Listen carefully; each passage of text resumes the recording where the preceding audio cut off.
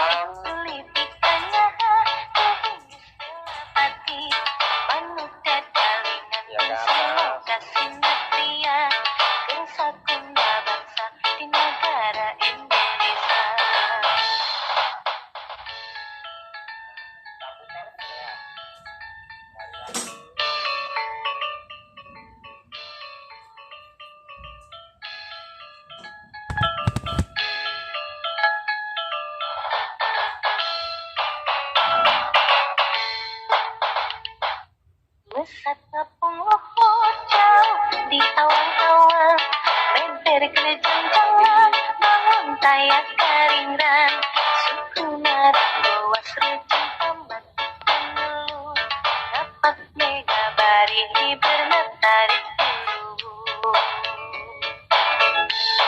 Sahaanmu bisa usulkan tandangna, gandang jumpa tentang ayat bandingan nana. Kita sehat jasmani rohani dan sama ayah karena kasihan leber wawanina.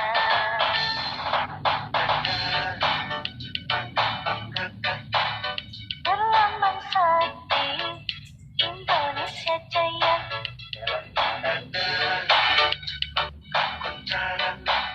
Resepna hiji rukun sakabehna hirup sauyunan para pahiri-hiri silitik tanyaha kehinggis telapati manuk kadalingan bungsilo kasinatria bersakuna basadi negara Indonesia. Terima kasih waktunya 2 menit saja. Kesehatan yang baik, semoga kita selalu sehat. Sehat ini ada 2, sehat jasmani, rohani, dan ekonomi. Terus materi yang pertama yaitu kita akan tampilkan, yaitu namanya Mas Feraldi Alif Pratama. Selamat pagi, assalamualaikum Mas Feraldi. Pagi Mas Steve. Ya, terima kasih. Salam ya, terima kasih waktunya. Sehat ini ya? Gimana? Posisinya di mana? Sehat. Posisinya di mana nih? Di Bogor apa? Saya di Bekasi Mas. Oh, di Bekasi. Di rumah. Alhamdulillah, terima kasih ya. Panas ya Mas Yan ya? Malam sangat panas Mas. Iya, terima kasih. Iya. Yang pertama, materi yang pertama ini tentang tentang ini ya, tentang adapting to change, embracing a new area. Ini Mas Feraldi, Ali Pratama ini alumni Teknik Elektro tahun 2012. Silakan Ya. Mas Feraldi, silakan presentasi kurang lebih 30 menit. Nanti kita QA. Mantan Kahim. Ya, sekitar 15 Iya, menit. Terima kasih Bang Gul. Ya. Monggo Mas Feraldi Alif, silakan presentasi. Oke. Siap, terima kasih Mas Tip atas sambutannya. Mungkin terima kasih juga atas kesempatan dan waktunya ya, Bapak Ibu dosen. Ada tadi kalau nggak salah ada Pak Unggul, Pak Aziz, ada Bu Rosa, Bu Erni ya. Maaf kalau misalnya nggak sebut. Dan Bapak Ibu alumni, Mas Tip, terima kasih. Mas Pur, izin saya share dulu materi yang pertama. Dan mungkin ada Bapak Ibu alumni yang masih belum disebutkan, dan terima kasih juga untuk adik-adik elektro yang sudah membuat acara hari ini. Semoga hari ini apa yang disampaikan bisa lebih bermanfaat. Mungkin saya share screen ya, saya izin. Silakan. Oke, bentar.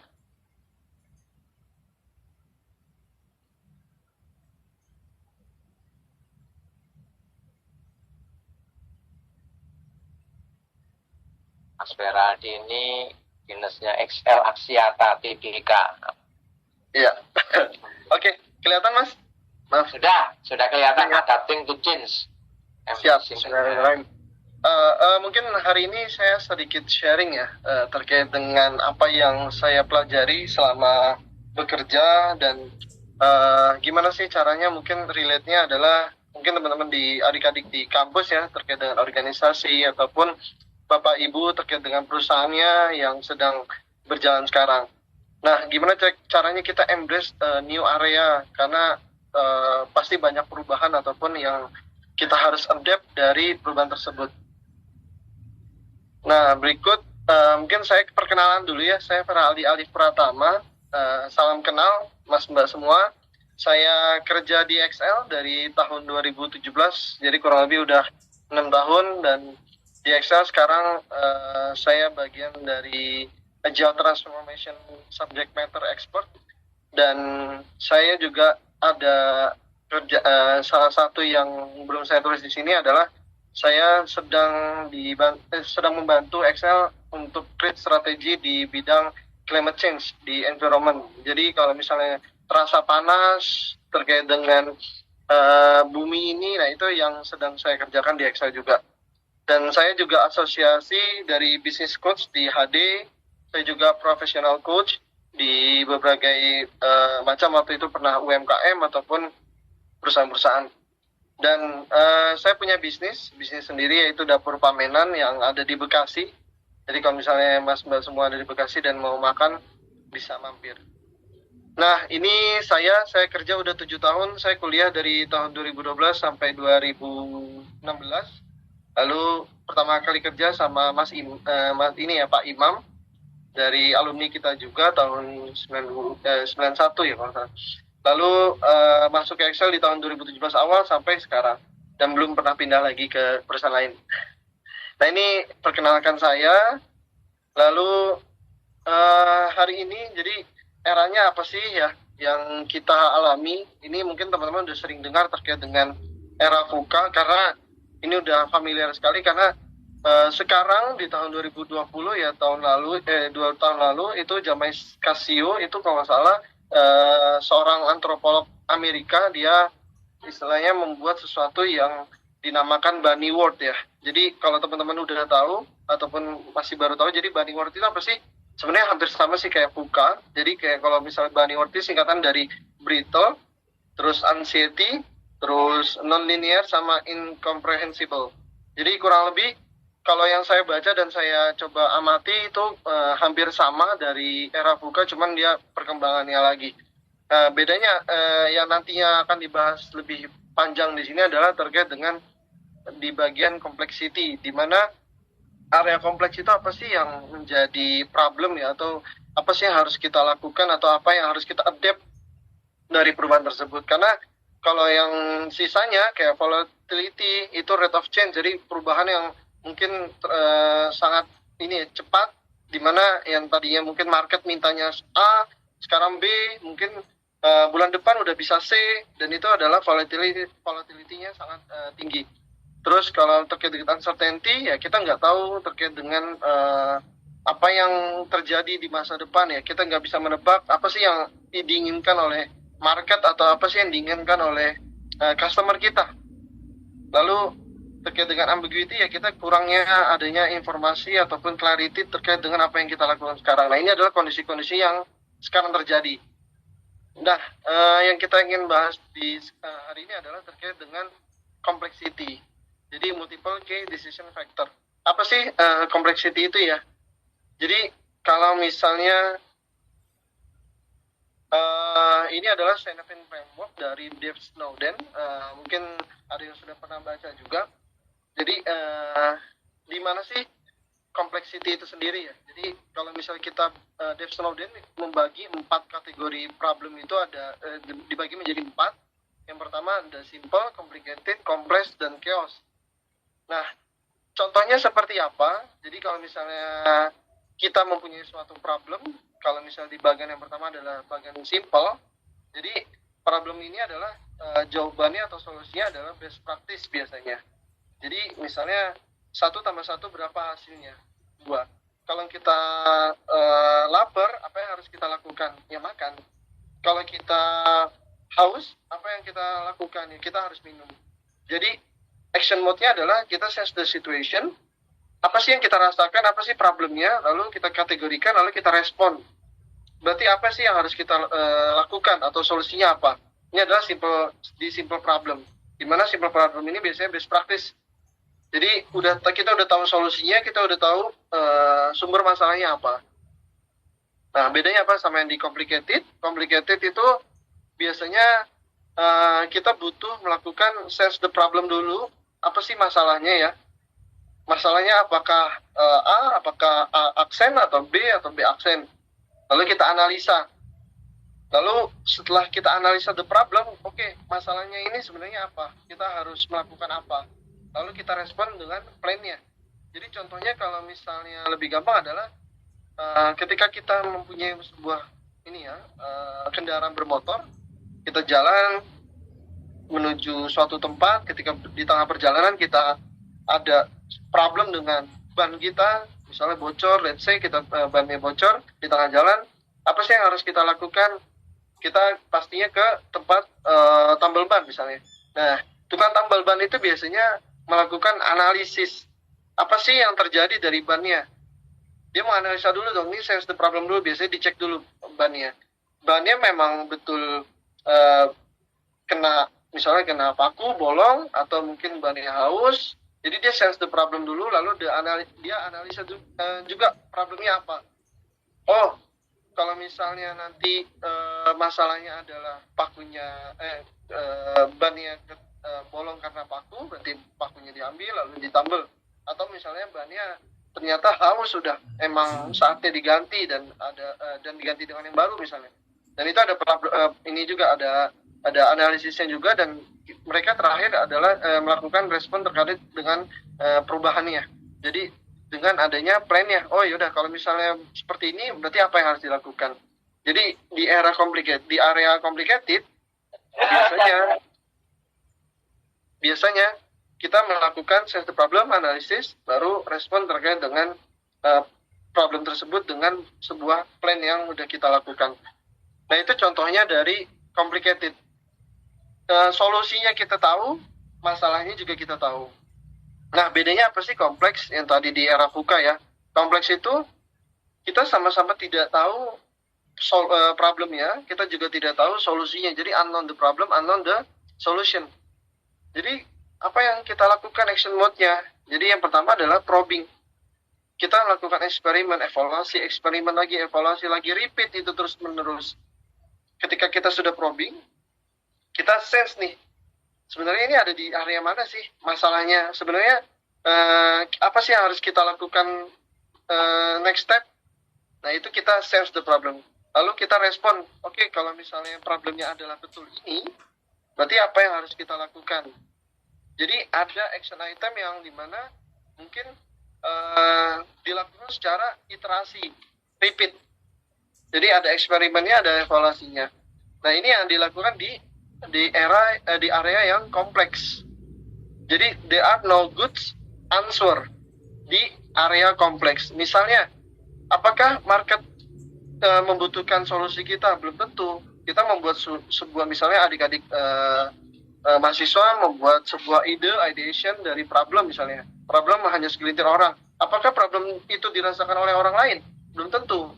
Apakah problem itu akan digunakan? Apakah problem itu solusinya akan digunakan oleh orang lain juga? Belum tentu.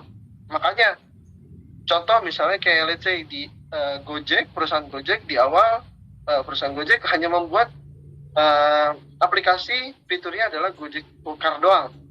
Dimana sekarang dia mempunyai banyak fitur yang sesuai dengan kebutuhan dari customernya. Dan apa yang dilakukan Gojek ya itu probing, experimentation, evaluasi lagi, repeat, dan itu terus-menerus dilakukan oleh Gojek. Bahkan di kantor, di Excel ternyata juga kita melakukan hal tersebut, ada iterasi yang kita lakukan. Nah, ini biasanya action mode yang kita lakukan di area kompleks. Dan yang terakhir adalah area chaos. Apa sih bedanya ya? Action mode-nya adalah kita act dulu, kita melakukan, do it. Jadi ketika kita ada problem, ada masalah, ya kita lakukan dulu apa solusinya, apa yang harus kita lakukan untuk menghindari masalah tersebut dulu. Contohnya misalnya kebakaran, apa yang kita lakukan? Ya kita pasti akan melakukan action dulu, kita harus menyelamatkan diri dulu.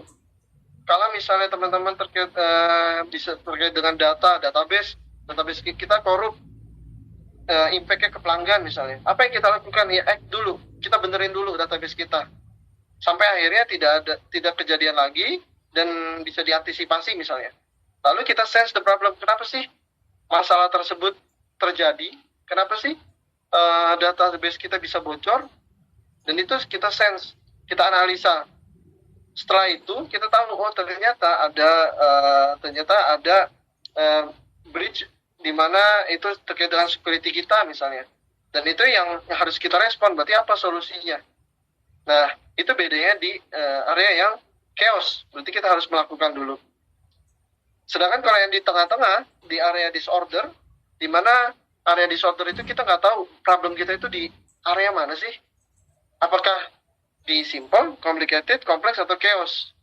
Yang akhirnya ya kita nggak bisa menentukan, dan akhirnya kadangkala kita melakukan di area yang simple. Oh, kalau misalnya ada masalah ini, ya udah semuanya kita lakukan dengan area yang simple. Berarti habis masalah ini kita kategorikan, everything is, kita udah ordering based on dari priority misalnya, dan itu kita lakukan ternyata nggak sesuai. Nah, ini yang biasanya sering terjadi di area yang simple ataupun di chaos. Yang harus kita lakukan biasanya kebanyakan adalah di area yang kompleks, karena kita nggak tahu nih apa sih masalahnya yang sebenarnya, apa solusi yang sebenarnya bisa kita lakukan. Dan ini adalah dari Sanefin framework dari Dave Strouden. Nah, dari 4 area tersebut sebenarnya masing-masing untuk zaman sekarang itu masih relate terkait dengan agile. Dan agile itu apa sih? Agile itu di sini ada Agile Manifesto, di mana ada 17 developers dulu di Amerika sana, di mana mereka bertemu, dan terciptanya manifestasi Agile itu adalah dari mereka ber-17 ini. Jadi ada 4 value yang paling penting dari Agile untuk merespon dari complexity problem tersebut adalah, pertama, individual interaction over process and tools. Jadi individu interaksi itu lebih diutamakan dari proses dan tools yang ada. Terus working software itu lebih kita utamakan dibanding comprehensive documentation. Jadi biasanya dokumentasi yang komprehensif itu lebih penting. Tapi sekarang kalau di Agile kita lebih mementingkan working software. Working software itu apa? Outputnya atau outcome-nya. Misalnya kita membuat suatu ideation, suatu solusi atau suatu aplikasi. Working software-nya itu kita lebih utamakan dibanding dokumentasi yang komprehensif. Dan itu yang kita lakukan selama di Excel juga. Dan yang ketiga adalah customer collaboration over contract negotiation. Jadi kita lebih mementingkan kolaborasi dengan customer. Customer means apa? Means bisa jadi saya dengan tim saya itu customer. Saya harus men-serve leader saya ataupun misalnya bos saya agar ya dia puas. Itu mungkin bisa jadi customer collaboration. Atau mungkin dengan partner, atau mungkin dengan supplier, atau mungkin dengan customer yang menggunakan barang kita.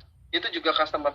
Jadi apa yang kita pentingkan adalah kolaborasi dengan customer dibanding kontrak negotiation. Jadi, mungkin kita udah punya kontraknya nih, tapi ternyata kontraknya nggak sesuai. Ya kita coba addendum, coba kita lihat relook lagi, apakah kita bisa kolaborasi lebih jauh lagi misalnya.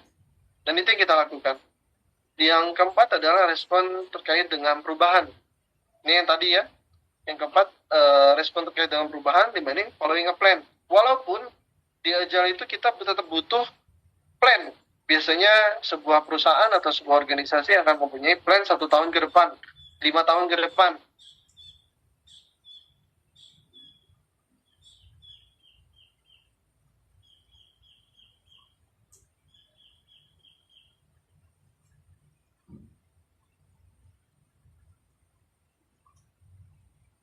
Kita menggunakan Agile, kita respon terkait dengan perubahan.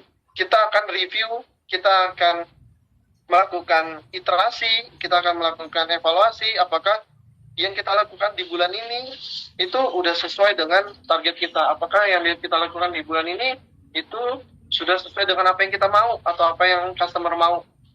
Jika tidak, misalnya ternyata customer di bulan ini sudah ada perubahan market nih. Ternyata yang dilakukan customer sudah berbeda nih cara pembeliannya, mungkin terus sekarang udah ada AI, ada machine learning. Nah itu apa sih yang harus kita lakukan sebagai perusahaan untuk mendukung adanya keinginan customer yang baru seperti itu. Dan ini adalah Agile manifestasi. Agile dari 4 value ini apakah kita tetap butuh proses? Ya tetap, kita tetap butuh adanya proses. Jadi bukan berarti dari 4 value ini kita nggak butuh adanya proses, bukan berarti kita nggak butuh adanya tools, kita nggak butuh adanya dokumentasi, dan kita nggak butuh adanya boundaries ataupun plan yang kita lakukan nanti ke depannya. Jadi kita tetap butuh ini semua. Kita tetap butuh plan. 1 tahun ke depan kita mau ngapain. Terus 3 tahun ke depan kita mau ngapain. Lalu kita butuh prosesnya. Prosesnya mau seperti apa bisnisnya. Ataupun mungkin manajemennya mau seperti apa. Toolsnya apa sih yang kita gunakan. Dokumentasinya harus seperti apa yang harus kita lakukan atau harus kita berikan agar dokumentasinya itu jelas. Terus boundary-nya apa sih? Batasannya apa yang kita ingin capai ini. Nah, itu adalah Agile yang bisa menjawab di area complexity yang kita alami sekarang. Nah, sebenarnya saya suka menggunakan kata Agile itu lebih ke think big, start small, fail fast, and scale quickly. Jadi, kita boleh berpikir besar nih. Kita mau ngelakuin apa sih? Kita plan-nya udah 10 tahun ke depan, 3 tahun ke depan, kita bikin strategi. Lalu, untuk sekarang, kita lakukan yang kecil. Apa yang bisa kita lakukan dulu? Untuk start small. Lalu, kenapa fail fast?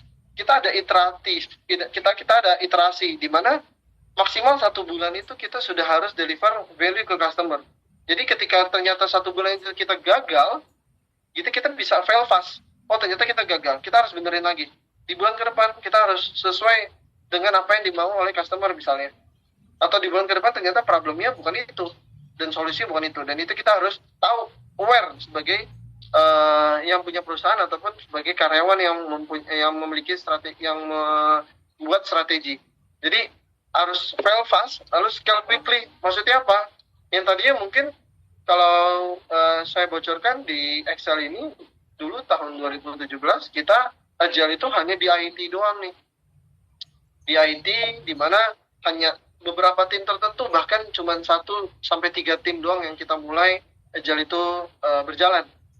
Sampai akhirnya sekarang semua perusahaan, semua company, all the employee itu sudah kita scaling semua, sudah kita scale up semua.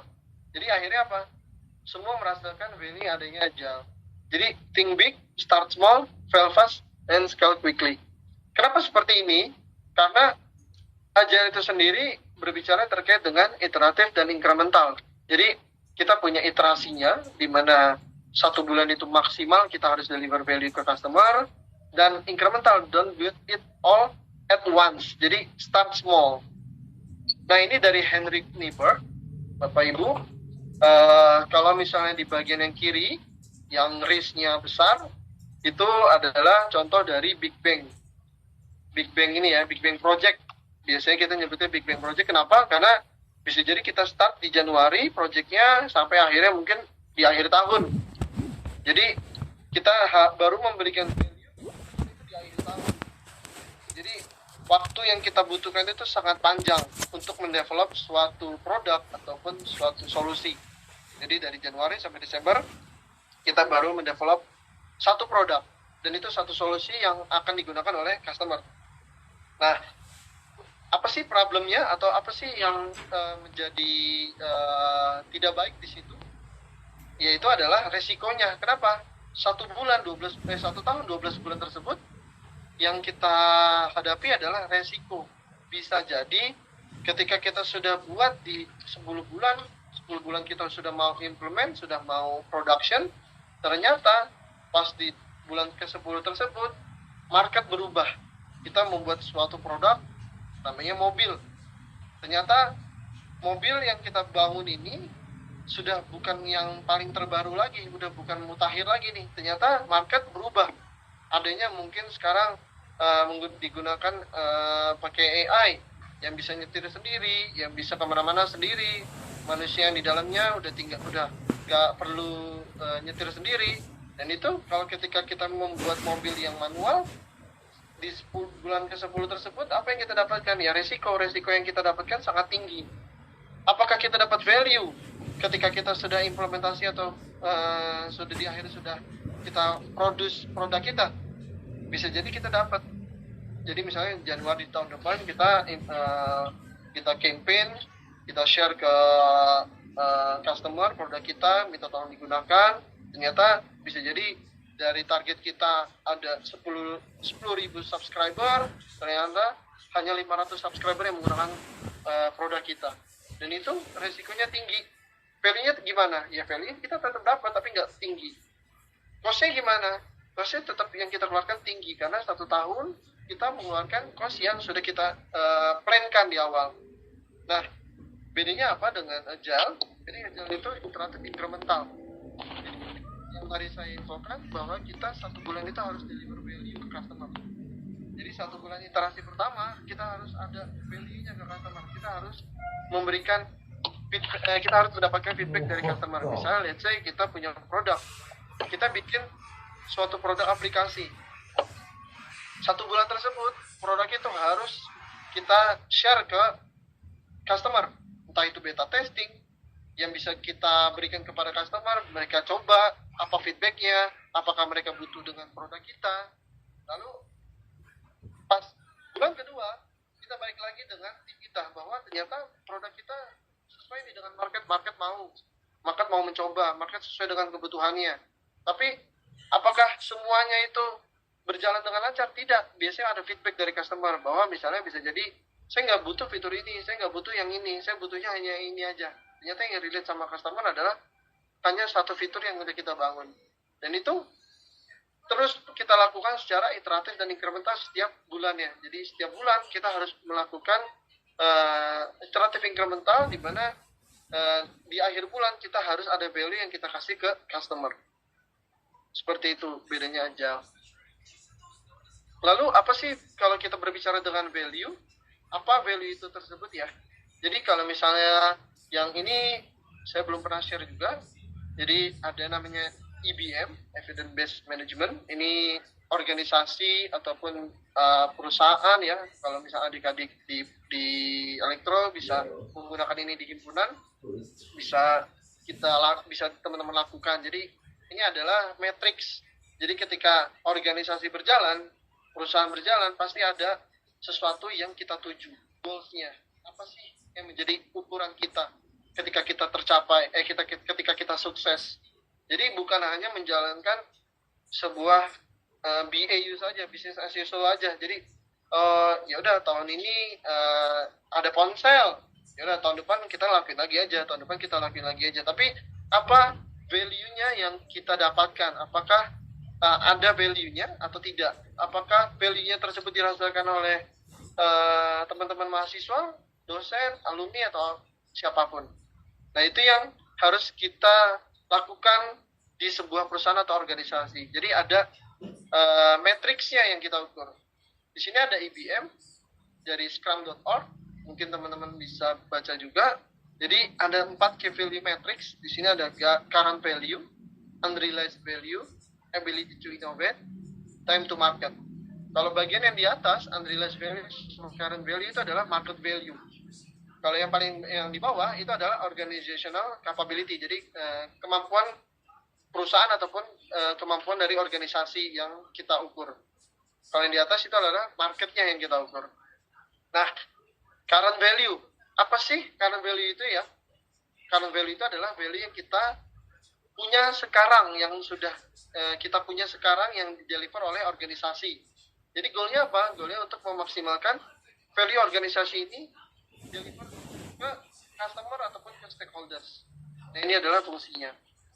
Terus unrealized value itu apa? Ya, ini adalah additional potential value yang bisa kita achieve. Ya, goalnya apa? Untuk memaksimalkan value yang ada di organisasi itu keluar. Jadi yang tadinya mungkin kita nggak sadar, ya akhirnya kita tahu, oh ternyata ini adalah value kita juga yang bisa kita capai, ataupun matrix yang bisa kita ukur, seperti itu. Terus yang bawah ada time to market, jadi waktu kita mendeliver value ke market. Jadi seberapa panjang, seberapa lama waktu yang kita butuhkan untuk deliver value ke market, itu kita ukur.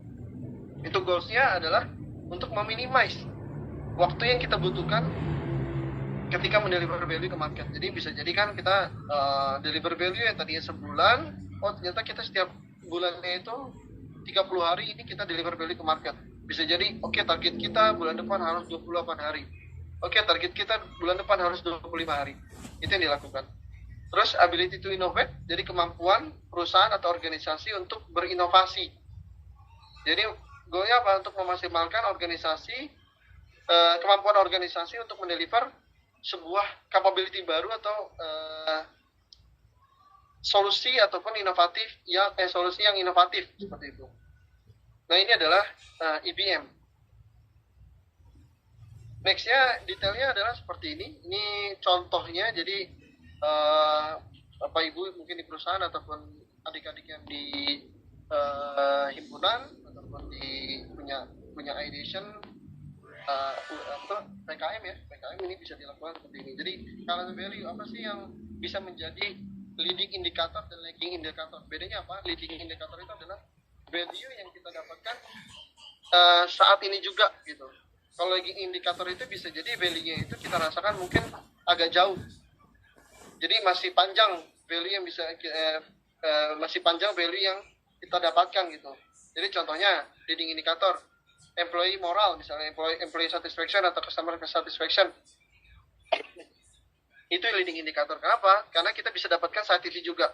Misalnya kita pengen tahu apakah employee kita happy, apakah mahasiswa kita happy, apakah dosen kita happy, atau apakah alumni kita happy.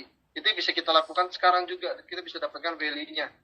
Gimana caranya? Banyak caranya. Mungkin bisa jadi pakai form, bisa jadi kita tanya satu-satu, bisa jadi kita interview, dan itu yang bisa kita lakukan. Terus customer satisfaction gap, jadi yang tadinya seberapa jauh sih satisfaction customer kita terkait dengan target kita, itu yang kita bisa lakukan. Dan banyak lagi contohnya. Kalau misalnya di sebuah aplikasi ada namanya daily active user atau monthly active user, itu kita ukur di EU, MAU, itu yang kita ukur. Berapa sih yang berapa sih user yang menggunakan produk kita dalam satu hari misalnya. Berapa sih user yang menggunakan produk kita dalam satu bulan. Ini leading indicator. Lalu bisa jadi ini consumer price index, itu bisa kita ukur. Atau number of proposal accepted. Jadi misalnya kita sebuah perusahaan baru, kita sedang mencarikan customer ataupun klien, bisa jadi itu juga diukur juga. Oh, ternyata dari 100 proposal yang kita buat baru 5 proposal yang accepted. Berarti apa sih yang perlu kita improve? Jadi dari matriks-matriks inilah yang menggambarkan keadaan perusahaan kita. Apa sih yang harus kita improve? Adalah dari matriks ini. Seperti itu. Terus quality of sales itu kita ukur. Ini leading indicator. Bedanya apa sama leading indicator? Kayak misalnya revenue per employee. Ini bisa jadi kita harus comparing antara cost of revenue-nya, cost of employee-nya. Misalnya employee A, dia dengan gaji segini, dengan bonus segini, dia pasti punya. Nggak ada tuh sebuah perusahaan, biasanya dia harus mendeliver produknya ini dengan value yang seberapa banyak revenue-nya. Dan itu di-compare. Bisa jadi produk cost ratio, bisa jadi revenue per employee, itu akan keluar. Nah, itu lagging indikator karena kita harus melihat dulu nih ke depannya. Terus net promoter score itu juga bisa kita ukur ya. Jadi ini net promoter score itu biasanya customer satisfaction ya. Terus ini revenue retention, conversion rate, annual sales, expenses itu kita ukur, employee turnover seberapa sering, berapa banyak jumlah employee yang turnover itu kita juga ukur. Ini adalah lagging indikator. Lalu yang kedua, unrealized value. Wah, kok gini ya? Unrealized value. Yang kedua adalah leading indikatornya adalah yang pertama ada competitor strength atau weakness. Nah, ini bisa kita ukur. Terus ada customer akuisisi. Ini bisa pasti sebuah perusahaan ada dan mengukur juga. Terus ada customer usage index. Itu juga kita ukur. Ada new coverage, misalnya kalau di XL kita berbicara terkait dengan tower, coverage kita udah seberapa besar, sudah ada di mana aja, itu kita juga ukur. Terus lagging indikatornya apa? Market share, ini juga ada, kita ukur. Terus ada overall market growth, jadi market growth ataupun decline itu juga kita ada, itu yang kita ukur di perusahaan ataupun di organisasi. Nah, ini sebenarnya nggak semuanya harus teman-teman ataupun Bapak Ibu ukur, tapi yang relate sama perusahaannya masing-masing ataupun organisasinya, apakah perlu kita ukur atau enggak. Lalu 3 menit lagi, Mas. Siap. Iya. Lalu ability to innovate ya, leading indikatornya contohnya ada product incident trend, time spent context switching, seberapa sering employee ataupun tim itu context switching itu yang tadinya dia mengerjakan A, dia mengerjakan B dalam satu waktu, itu ada kita ukur context switching-nya, technical depth, terus ada experience new experience trend ya, downtime trend, itu yang kita ukur.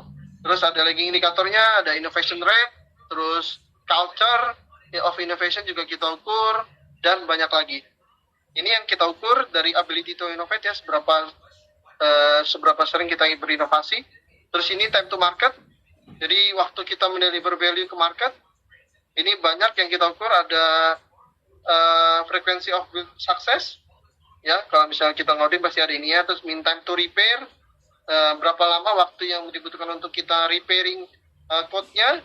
Terus kita juga mengukur ini ya, ini terkait dengan queuing, reduce queuing length. Jadi misalnya yang tadinya kita mau production, kita harus ngantri, nah itu kita juga reduce. Terus laggingnya di sini ada lead time. Lead time itu waktu yang dibutuhkan tim mendeliver value dari ide itu muncul sampai ke production. Terus cycle time itu dari development itu dimulai sampai ke production. Ada namanya mean time to value, jadi ide itu muncul sampai kita mendapatkan value dari customer kita. Nah, ini adalah time to market. Nah, dari 4 KVM dan banyak KVA tersebut, apa sih yang kita harus lakukan ya? Jadi, balik lagi ketika kita melakukan sebuah evaluasi, sebuah experimentation ya, probing, di sini biasanya kita ada namanya empiricism ya. Kita melakukan sesuatu itu berdasarkan dari pengalaman. Jadi pilar dari empiricism itu apa? Yang paling penting adalah pertama transparansi, adaptasi, dan inspeksi. Jadi dari 4 KVM tadi dan banyak matriks yang mungkin nanti akan teman-teman ukur, yang paling penting adalah transparan dulu. Apakah kita sudah transparan di tim? Apakah tim aware bahwa target kita, goals kita, ataupun metrik yang kita pengen ukur adalah ada berapa matriks yang kita pengen ukur, itu harus ditransparansikan. Lalu ketika kita sudah transparan, kita baru bisa inspect apa sih yang menjadi kekurangan di kita, apa sih yang harus kita lakukan, apa sih yang harus kita improve. Kita inspect nih, bahwa misalnya, oh time to value-nya kurang nih, oh ternyata revenue kita kurang, oh ternyata cost saving kita kurang, oh ternyata employee kita tidak happy. Itu kita inspect tuh, apa sih yang menjadi improvement kita. Bisa jadi proses, bisa jadi people, bisa jadi tools, ataupun mungkin jadi terkait dengan target. Jadi inspect, lalu adapt. Ketika kita sudah punya ruang untuk improvement, kita sudah punya solusi, misalnya terkait dengan employee tidak happy, berarti kita harus ngapain? Oh, kita harus membuat event buat employee-nya happy, kita jalan-jalan misalnya. Ya, kita adapt bahwa misalnya sebulan sekali kita harus ada refreshing bareng-bareng satu tim. Nah, itu yang kita lakukan, adaptasi. Jadi 3 pilar inilah yang kita tanamkan, yang kita selalu jalankan di perusahaan ataupun di organisasi. Jadi transparan, inspect, adapt. Jadi transparan itu akan memberikan tim itu untuk bisa inspect terkait dengan pekerjaannya, terkait dengan prosesnya, terkait dengan toolsnya, ataupun terkait dengan targetnya, terus bisa adapt terkait dengan improvement yang ada di organisasi tersebut. Nah, ini mungkin ya dari saya, Mas Tip, sharingnya. Mungkin kalau ada pertanyaan silakan, ataupun mungkin dari materi kedua ya oleh Pak Pur dulu ya. Iya, terima kasih Mas Feraldi, begitu bagus ya tentang VUCA, kemudian tentang Scrum itu ya. Mungkin ada sesi pertama, mungkin ada 3 pertanyaan, mungkin silakan angkat tangan. Tadi SOP-nya sudah. Silakan adik-adik ataupun juga teman-teman dari alumni teknik elektro. Ada pertanyaan bisa chatting juga. Oke, sambil berpikir mungkin saya membuat pertanyaan dulu ya, Pak. Nanti sambil yang lainnya. Begini Mas Feraldi, kan di alumni itu kan waktunya kurang. Lain. Ya, gini Mas Feraldi, kan alumni itu salah satu alumni elektro itu kan punya namanya perusahaan Kopi Kane ya di Malang ini, gitu ya. Saya sendiri Kopi Kane dia sudah memproduksi ya, mulai dari dia sudah punya lahan, begitu ya, kemudian dia berbagai macam kopi ya, yang Kopi Kane yang dari Malang dan bermacam-macam. Itu kira-kira untuk aplikasinya ke sini tuh kira-kira bagaimana ya? Yang misalkan dengan misalkan Kopi Kane ini supaya lebih maju diaplikasikan ke VUCA itu kira-kira bagaimana ya teknisnya gitu ya. Dan dari kayaknya banyak share marketnya ya, karena menurut saya kalau di Malang ini saya kemarin bimbing beberapa KKN ya, kayak di Semeru, di Banyuwangi itu kan banyak ya kopi-kopi kayak di Kalibaru gitu ya. Itu kira-kira di aplikasinya untuk VUCA sekarang ini bagaimana ya, supaya mahasiswa itu dia punya gambaran gitu ya, perusahaan yang sudah ada ataukah share marketnya bagaimana gitu Mas Feraldi. Oke. Sebenarnya agak panjang sih Mas. Ya. Jadi sebenarnya kalau misalnya kita bikin sebuah produk ya, produk itu kan biasanya agile itu biasanya tuh di tengah-tengah tuh. Biasanya kita ada namanya, kita bikin brainstorming terkait dengan apa sih, biasanya itu kita menentukan value proposition dari produk kita. Value proposition ya. Ya, jadi kayak misalnya kalau di bisnis itu kan ada namanya ini ya, istilahnya yang harus kita isi lah, bahwa value proposition kita apa, goals kita apa partner kita siapa, terus kita apa, dan itu biasanya itu kita isi. Tapi sebelum ke situ biasanya itu kita define problem kita dulu, bahwa benar gak sih si customer ini ataupun ternyata si user ini membutuhkan gitu. Jadi kita define our customer atau our ini ya user. Jadi Ya, bisa user. jadi berbeda ya. Jadi kayak misalnya gini, customer bisa jadi dia yang menggunakan, dia yang membeli, tapi user itu dia yang menggunakan. Jadi misalnya kayak kita jualan boneka, Ya. bapaknya yang beli, usernya adalah anaknya. Nah, itu yang harus kita benar-benar kita tentukan dulu. Ada biasanya sih kalau produk baru itu harus niche ya. Jadi kayak pasarnya itu jelas siapa gitu. Jadi Iya. misalnya apakah kita punya kopi, oke, pasarnya siapa? Siapa yang beli customer-nya? Siapa usernya? Itu yang harus kita tentukan dulu. Lalu itu kita brainstorming sih.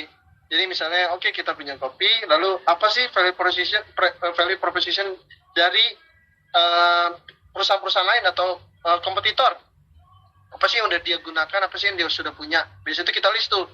Kita ada namanya kita sesi seperti itu. Lalu ketika sudah kita list, kita buat sesuatu yang baru. Jadi apa yang membedakan kita dari orang lain? Itu yang biasanya kita lakukan juga. Jadi kita list tuh benar-benar brainstorming yang kita bedakan apa sih ketika kita meluncurkan produk ini gitu. Itu yang kedua.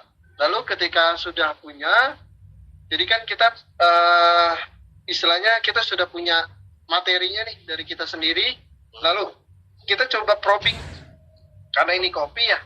Misalnya kita bisa mengadakan sesi FGD misalnya ya, bahwa ketika kita membuat kopi ini dari berbagai macam user ataupun customer yang kita tuju, apakah sesuai dengan problemnya dia ataukah sesuai dengan minatnya dia gitu. Jadi bisa jadi kan ada yang kita ambil usernya itu bisa jadi untuk kita jual, ada juga yang buat kita invest. Nah itu kan beda-beda ya Mas Dip.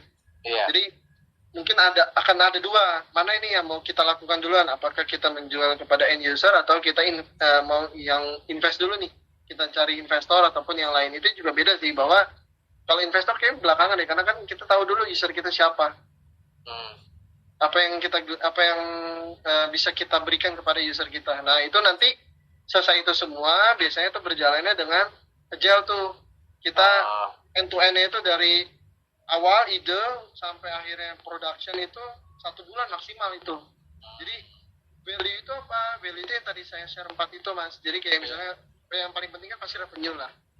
Revenue itu harus ada dan kita terima 1 bulan itu. Iya. Itu yang bisa kita lakukan. Kalau lebih dari itu biasanya kita evaluasi. Biasanya kan kita ada namanya kalau diajari itu review. Kita review nih, kemarin kenapa sih kita nggak selesai? Apa sih yang jadi impact? Itu kita inspect. Makanya kan adanya transparansi, inspect, adapt. Jadi inspect, ada masalah apa terkait dengan prosesnya, produknya, ataupun toolsnya. Oh ternyata ada masalah, ya udah kita improve. 1 bulan berikutnya ataupun 2 minggu berikutnya harus deliver, gitu. Kalau nggak deliver lagi, berarti kita review lagi sampai akhirnya ternyata nggak deliver, berarti ada masalah nih. Dan itu yang harus kita benahi, sebenarnya harus kita perbaiki gitu. Kalau masalahnya nggak diperbaiki, berarti reviewnya nggak terjalin. Oh gitu ya, ya. Bagus, mungkin ini ada pertanyaan dari mahasiswa saya. Terus mungkin sekalian bertanya, kan tadi saya model kayak modelnya supaya kita bisa, orang itu bisa paham tentang ini gitu Mas Firaldi. Apakah hampir mirip dengan BMC ya? Itu pertanyaan yang pertama. Kemudian yang kedua ada pertanyaan dari Mas Gatan MRI dari Telkom, bagaimana metode Scrum ini disesuaikan dengan cek software engineering, Mas Feraldi? Iya. Jadi ada dua, tadi mungkin ada hubungannya dengan bisnis model, kemudian ada pertanyaan bagaimana, ya sebentar ini yang Mas Gofan tadi, ada bertanya tentang ini ya, bagaimana Scrum ini dapat disesuaikan dengan pembuatan software, karena manusia sekarang cenderung lebih ingin saja untuk membuat sesuatu tanpa menentukan metrik tercapaian, gitu. Tercapaian, gitu. Iya. Oke Mas. Jadi mungkin saya jawab ya Mas ya. Untuk yang pertama tadi yang BMC ya, itu BMC itu kita bikin sebelum produk kita rilis. Biasanya itu sebelum kita punya sebuah produk, sebelum kita mulai sama sekali, sebelum pertama kali kita mulai lah. Jadi kayak pakai kita BMC pengen ya. bikin sebuah produk, kita ada BMC-nya, bisnis model kanvasnya. Nah itu yang kita buat. Nah BMC itu biasanya kan kita buat berdasarkan apa yang kita tahu biasanya. Betul. Untuk bisa interview. Nah setelah BMC itu jadi, berarti kan ada customer-nya, ada produknya, ada timnya. Nah ketika itu sudah terjalin semua, baru kita masuk ke ranah misalnya programnya lah, misalnya kayak misalnya kita pakai Scrum ya, Agile itu kan ada Scrumnya juga. Misalnya pakai framework Scrum, nah itu kita bisa juga seperti itu. Tapi Agile di sini lebih ke, saya ngomongnya adalah sebuah cara kita deliver value ke customer secara terus menerus. Jadi jangan sampai kita lama bikin BMC, kita lama bikin plan, kita lama bikin development misalnya, produk gitu, akhirnya apa? Oh baru satu tahun ke depan kita baru bikin produknya. Karena kalau ngomongin waterfall itu kan plan dulu, setelah plan baru kita testing, baru kita development. Oh ternyata pas di development gak sesuai dengan plan, balik lagi plannya harus menyesuaikan, balik lagi, habis itu masukkan lagi plan, ke development ngerjain, masuk ke testing. Pas testingnya ternyata KPI-nya adalah cari bug sebanyak-banyaknya. Developer pusing dong, benerin lagi the bugs-nya. Ketika developer udah selesai, masuk lagi ke testing, cari lagi bug sebanyak-banyaknya, balik lagi. Itu kan waterfall, Mas. Ya kan value-nya di situ. Jadi kalau misalnya di kita, ya developer sama tester bareng ngomong. Lalu ketika ada bugs atau ada apapun, dia yang bareng-bareng ngerjain, nggak nyalah-nyalahan. Nah jadi kayak misalnya dalam satu proses yang sama kita gabungin dan kita cepetin gitu. Jadi akhirnya 1 bulan itu harus terdeliver begitu. Oh gitu ya. Begitu Mas Gatan ya. Bagaimana Mas Gatan? Sudah puas dengan jawabannya? Mas Gatan Emery.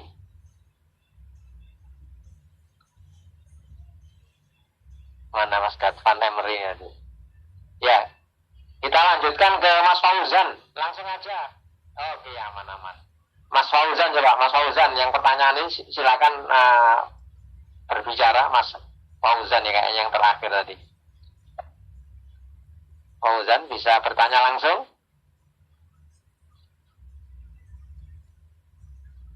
Apa ini? Permisi. Bertanya, jadi terdapat hubungan antara tingkat resiko dan perubahan ya. Ya, itu apa Mas Gatan itu ya. Pertanyaannya dari Fauzan Zakaria. Izin jawaban dari pertanyaan Patinya tadi, jadi terdapat hubungan antara tingkat resiko dan perubahan gitu ya. Dan perubahan yang ada di bawahnya itu. Itu Mas Feraldi pertanyaannya itu. Oke. Hubungan antara tingkat resiko dan perubahan. Jadi tingkat resiko itu kan kita semakin, kalau yang tadi di PPT itu kan kita semakin mengecilkan tingkat resiko yang kita dapatkan dengan cara kita deliver value secara terus menerus ke customer. Jadi di 1 bulan itu kita deliver. Nah itu yang kita tingkatkan, kita rendahkan resiko yang kita dapatkan sebenarnya. Tapi kalau misalnya perubahan dalam current value, ya kalau misalnya current value yang kita pengen ukur apa, revenue atau misalnya customer satisfaction, itu sesuatu yang berbeda lagi. Jadi misalnya kita pengen melakukan agile, fungsinya adalah ya kita untuk meminimalisir terkait dengan resikonya. Terus apa sih kita dapatkan dalam menggunakan agile? Biasanya kalau agile itu kita harus ada value-nya yang kita ukur untuk customer, untuk perusahaan kita, untuk diri kita sendiri juga gitu. Oke, terima kasih Mas Feraldi atas ilmunya yang sangat bagus sekali gitu ya. Terima kasih atas sharingnya, juga pertanyaannya. Jadi saya simpulkan tadi berbicara tentang VUCA, tentang Sinefin framework, kemudian jadi intinya ada juga evidence based management, kemudian ada pillar of empirism. Jadi maksudnya apa di sini? Bagaimana bisa berpikir besar, kemudian start small, kemudian juga fail fast, fail quickly, Artinya apa? Agile ini berupa interaktif dan increment, tidak menunggu-nunggu lagi gitu ya, supaya lebih cepat. Sehingga dengan agile ini akan bisa menghasilkan value. Begitu ya kurang lebihnya, begitu semuanya bagus sekali. Terima kasih Mas Feraldi atas presentasinya hari ini, semoga bermanfaat bagi kita semuanya. Terima kasih banyak, Mas. Terima kasih. Kemudian pemberiannya sertifikat nanti terakhir ya, setelah pemateri yang kedua. Oke. Terima kasih Mas Feraldi. Semoga sehat selalu, bahagia dan karirnya bisa cemerlang. Ya. Amin. Ini ada kemudian peserta. Terima kasih. Kemudian peserta alumni di sini silakan mengisi presensi ya untuk pemateri pertama. Ya, itu sudah saya sudah share. Terima kasih juga ini dari Pak Sayubrudin. Amin doanya. Ya. Kemudian pemateri yang kedua. Pertanyaan saya belum dijawab, Pak. Gimana? Pertanyaan saya belum dijawab, Pak. Izin. Oh ya, moga-moga satu lagi nih, langsung aja Pak. Langsung menuju ke Mas Feraldi. Ini Mas Feraldi ya? Itu ada di chat, Pak. Sebentar, maaf ya. Sebentar, Mas. Apa itu ya? Luar biasa. Nggak kelihatan ya?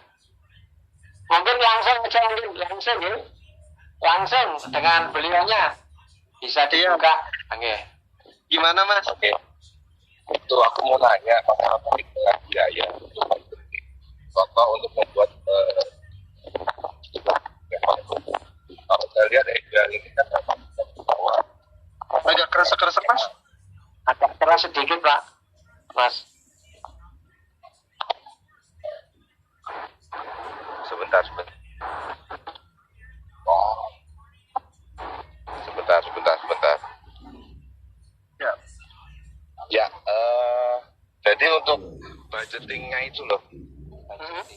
Untuk budgeting itu bagaimana ya kalau agile itu? Memang agile itu adalah jawaban dari dinamika kebutuhan yang kalau bahasa saya itu inovasi tiada henti di lapangan itu. Saat user dibuatkan fitur A dengan spesifikasi A gitu ya, tiba-tiba di jalannya kayaknya bagusnya begini nih. Agile itu paling cocok memang untuk mengakomodir masalah itu karena kan dia bisa cepet ya, Scrum segala macam itu seminggu sekali berubah ngikutin semua bisa jadi. Cuma permasalahannya kalau user kita pinter, misalnya customer kita ini pinter-pinter nih, kadang meeting di awal dia nggak datang, begitu pasti minggu keberapa dia datang ada request lagi. Nah pertanyaan saya adalah bagaimana perhitungan budgetingnya? Apakah ini satuannya waktu? Harus waktu gitu misalnya, oke, kita untuk mau develop suatu aplikasi ini harus butuh waktu misalnya 2 tahun, kita hitungan main days nanti itu harganya sekian gitu kan. Bisakah itu dikonversi menjadi satuan lain, contohnya dalam misalnya pengadaan pemerintahan gitu ya, itu kan udah jelas tuh begini ini berapa harganya, misalnya let's say 1 miliar misalnya. Nah itu kan saat ada change request banyak dan biasanya itu nggak selesai, itu gimana itu nanti budgetingnya gitu. Makasih Mas. Tambah asik ini. Pertanyaannya ini nih expert. Jadi gini Mas Oko. Jadi ini aduh awal-awal banget lah omongan sama vendor juga begini. Jadi sebenarnya ideally ya kalau kita ngomongin agile itu kan over contract negotiation lah, collaboration dengan customer itu idealnya. Lalu ada namanya kalau di agile contract management itu ada agile model. Jadi ada beberapa yang bisa dikunci Mas. Biasanya kan ada 3 nih, ada scope, ada budget, ada time ya. Pasti Mas Oko udah inilah. Terus biasanya kalau di traditional model itu dia ngekunci tuh ini ya time-nya pokoknya harus deliver 1 bulan. Terus cost-nya juga ada dikunci. Nah, kalau misalnya di agile model itu tuh biasanya kita memaksimalkan saya lupa dulu tuh pernah 1 atau 2 yang dikunci Mas. Jadi misalnya kita negosiasi itu antara time ataupun cost ataupun size backlognya atau size scope-nya itu yang bisa dikunci, mana yang mau dikunci. Misalnya kalau kita mau kunci time, ya udah kita kunci time nih. Berarti scope-nya sama budgetnya fleksibel. Tapi kalau kita mau kunci scope-nya, berarti bisa jadi time sama budgetnya fleksibel, atau mungkin dua yang kita kunci tapi satunya fleksibel. Bisa kayak gitu. Itu yang kita lakukan sih. Misalnya gini, oke, kita kontrak selama 1 tahun dengan misalnya budgetnya sudah ada nih 1 miliar misalnya dalam 1 tahun, karena misalnya butuhnya 3 orang. Agak cepat sedikit ya. Ya, lalu misalnya fix time-nya juga udah kita kunci bahwa kita pengen 1 tahun. Nah, yang kita mainkan adalah scope-nya. Jadi scope-nya ini yang kita mainkan. Misalnya dia pengen minta sampai akhir tahun udah jadi fitur kayak Gojek yang udah sekomprehensif sekarang misalnya. Nggak bisa. Kita kalau misalnya sampai 1 tahun kita hanya bisa Gojek sama Gokar aja misalnya. Gitu. Jadi kalau saya pernah melakukan itu 2 yang saya kunci sih. Enggak, 3-tiganya dikunci. Gitu ya. Ya nanti apa pribadi aja. Waktunya ini Mas Olahraga. Siap. Sama Mas Eko. Nanti dilanjut di ini aja di tempat ngopi. Iya, asik. Nanti di kamu ngopi bareng Mas Firaldi sama Mas Eko kan dekat sini. Terima kasih Mas Firaldi, Mas Eko dan semua yang bertanya. Kita sama-sama kita kasih tepuk tangan untuk Mas Firaldi. Semoga sehat dan karirnya semakin meningkat. Amin. Kemudian pemateri yang kedua saya hadirkan, silakan Mas Purnomo ya, Mas Insinyur Purnomo. Beliau akan menampilkan mempresentasikan tentang yang tidak kalah menarik lagi. Namanya digital wireless. Ya, beliau nanti silakan moderator operator share tentang CV beliau. Beliau ini sudah malang melintang dalam negeri luar negeri tentang perkereta apian. Nah, malah lebih aktif lagi. Monggo Mas Purnomo, beliau ini S1 tahun 83 ya Mas ya. 83 betul. 83. Ya. Kemudian juga melanjutkan S2. Alhamdulillah sekarang ini beliau akan memaparkan tentang digital wireless. Jadi silakan Mas presentasi sekitar 30 menit. 30 menit terus nanti kita Q&A-nya 15 sampai 20 menit biar tambah enak. Apa sendiri dulu ya? Cukup ya? Langsung aja Mas. Iya. Ya, Mas Purnomo. Ya. Assalamualaikum. Selamat pagi untuk semuanya. Ya, terima kasih atas waktunya. Barusan kita mendengarkan dari Dik Feraldi ya, yang adik kelas saya yang cukup menarik. Jadi aplikasi dunia elektro itu nggak hanya seperti kita lihat, hanya kita mengukur menggunakan alat ukur ya, sangat luas di masyarakat itu. Jadi di Feraldi sudah membuat prediksi dan ininya. Nah sekarang giliran saya akan menampilkan suatu aplikasi teknik elektro yang dulunya tidak pernah diduga sama sekali, akhirnya sekarang menjadi kenyataan. Dan pada sektor ini negara kita ini sangat kekurangan tenaga. Nah ini kalau adik-adik mau berkecimpung di sini, ininya sangat terbuka lebar. Ini jadi karena kita kekurangan tenaga, bahkan satu orang engineer di dalam bidang ini merangkap antara 2 sampai 3 proyek sekaligus. Ya, izin saya untuk share screen ya Mas. Oke, monggo Mas Pur.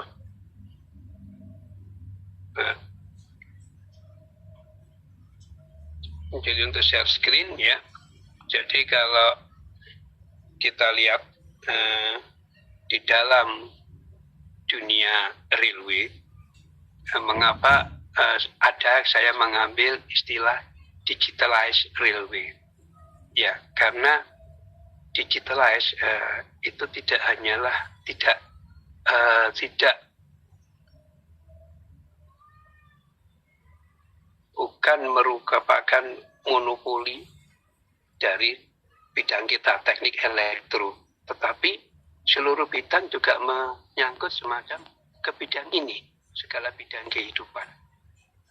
Nah, karena itulah untuk memberi kenyamanan dan lebih safety dari railway, maka salah satunya adalah digitalized railway. Nah, sekarang kita balik sedikit menengok ke belakang ya. Katanya ada yang bilang railway itu adalah legacy from the past for the future. Jadi warisan zaman dulu untuk masa depan.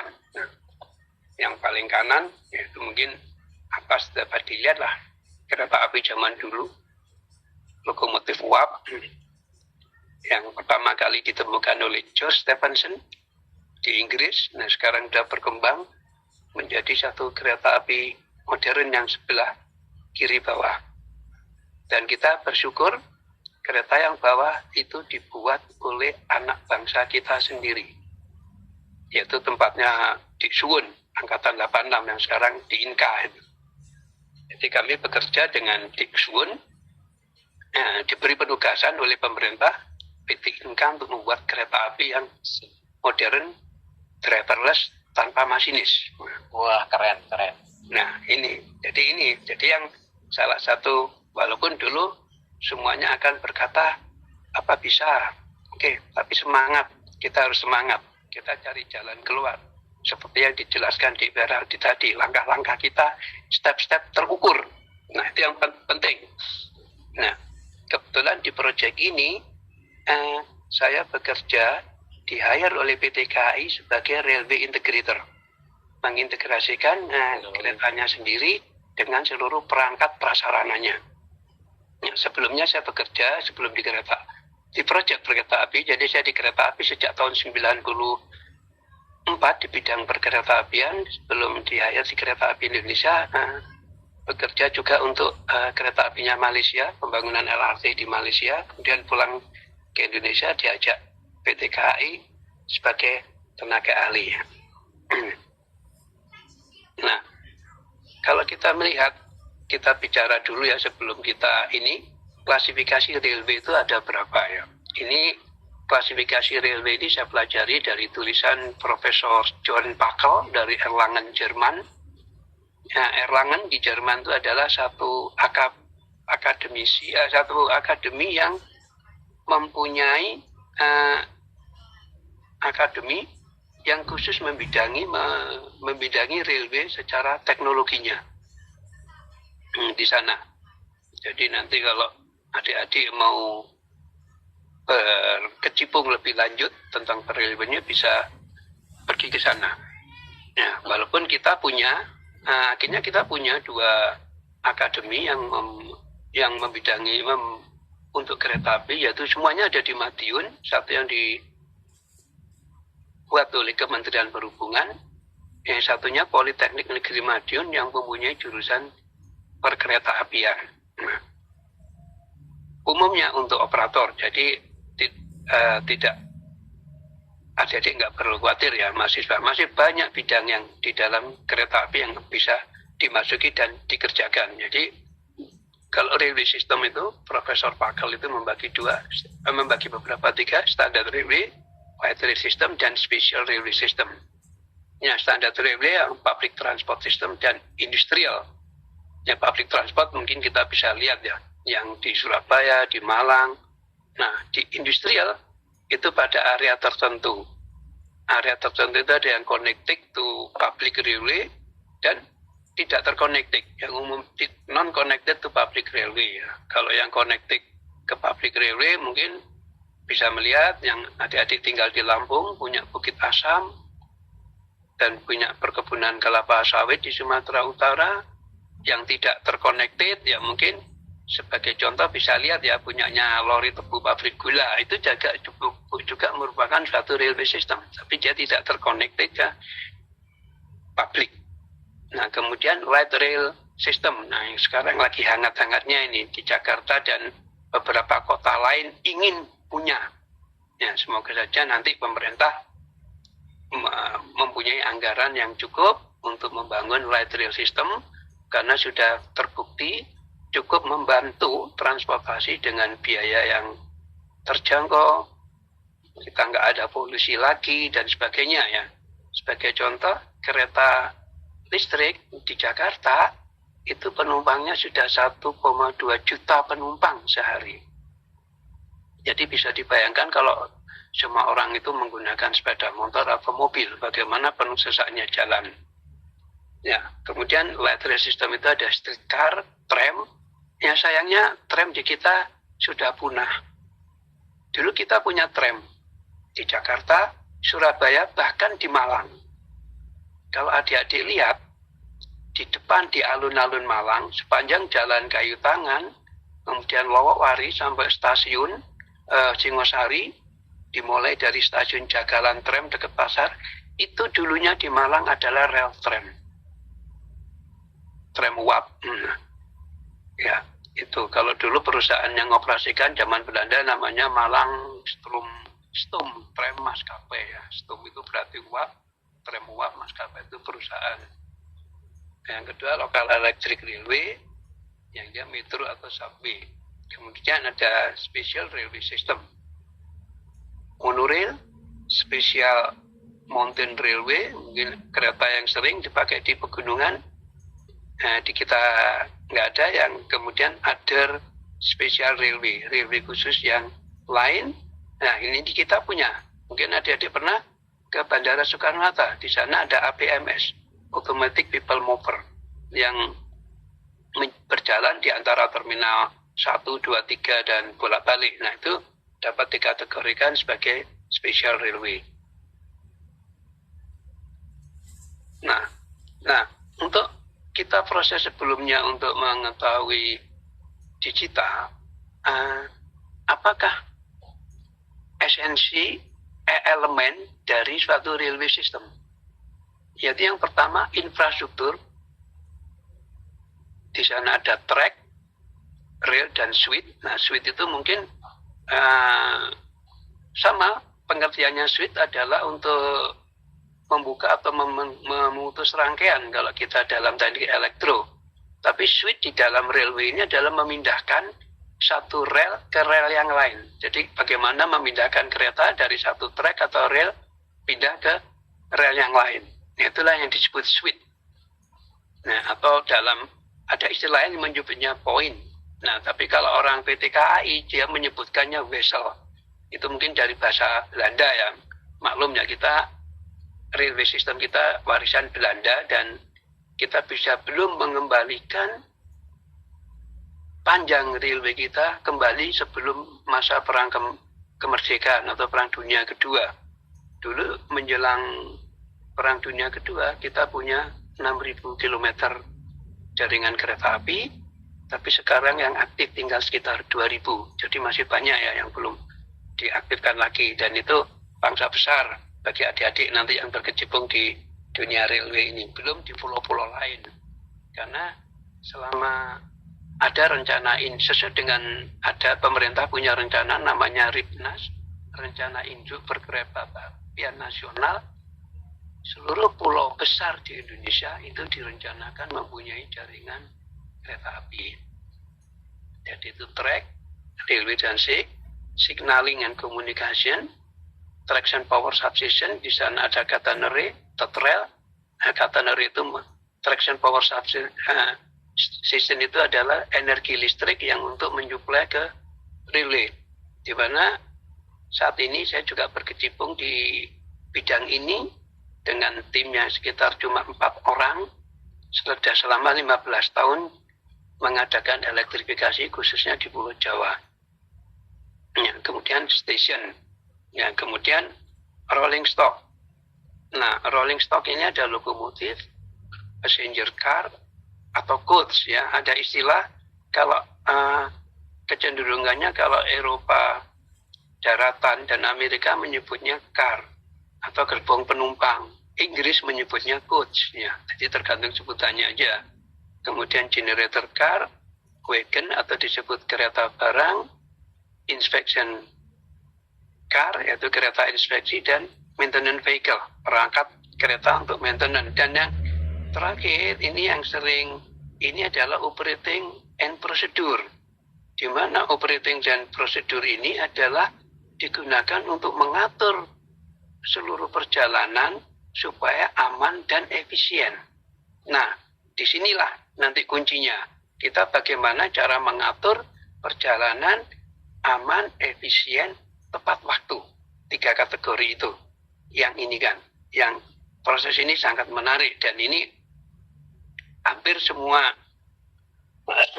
lini dalam jurusan teknik elektro terlibat. Iya, jadi kalau kita melihat ya infrastruktur ini ada tracks dan jembatan kita jadiin satu, kemudian ini track dan suite. Nah, suite inilah. Suite itu yang sebagai ini ya, perpindahan rel satu dan rel yang lain itulah yang disebut suite atau poin lagi, poin. Kemudian ini third rail yaitu untuk menyalurkan energi. Kalau itu kereta listrik, kalau kereta diesel tentunya nggak perlu. Nah, kemudian ada yang lewat third rail, jadi dia lewat bawah. Ada yang catenary, jadi lewat atas. Semua punya kelebihan dan kekurangan. Option ada.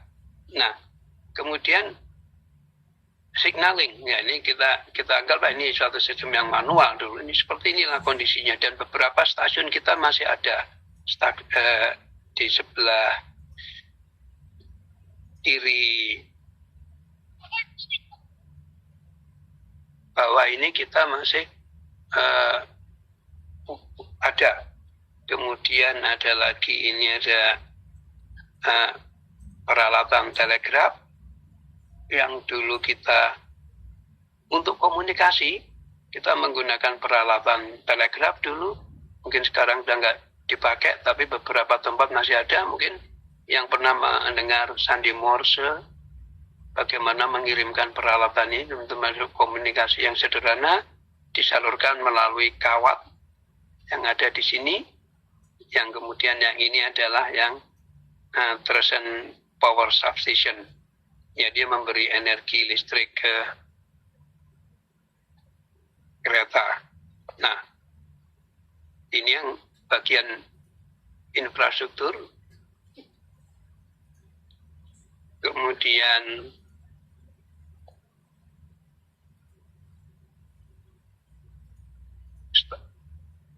ya, station dan passenger service. Nah, dapat dilihat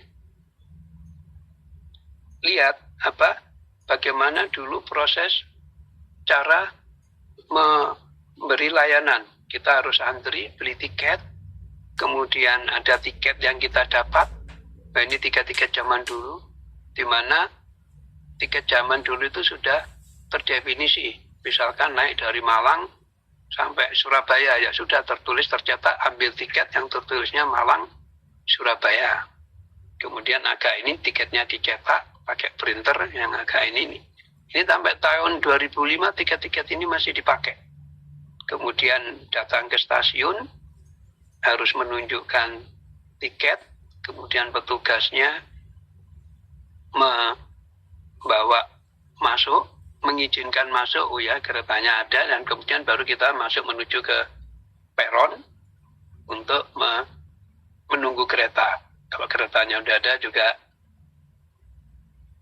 kita boleh naik. Nah, semua proses ini sering menjadi antrian dan menghabiskan waktu. Ya, kedua, kemudian rolling stock. Nah, rolling stock itu dibahasakan kita adalah sarana. Kalau tadi infrastruktur prasarana, sarana.